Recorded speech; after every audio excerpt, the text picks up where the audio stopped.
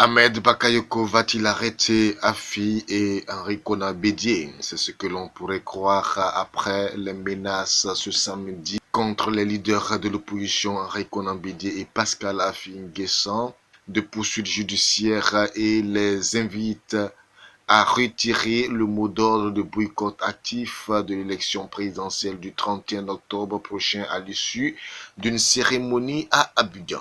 Je les invite à cesser et à retirer les mots d'ordre qui se traduisent par des actes de violence. Sur ça, ils le savent. Nous serons d'une fermeté implacable. Si vous êtes responsable des actes de violence, vous assumerez devant la justice. A-t-il martelé à la sortie d'un dialogue politique entre le gouvernement et des partis d'opposition, une rencontre boycottée par le PDCI et le FPI.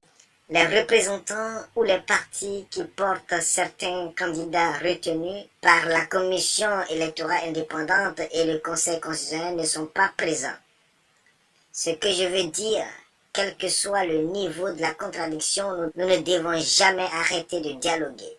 Donc le gouvernement gardera sa main tendue. Il les appelle à venir à leur place dans le jeu politique, A ajouté le ministre de la Défense.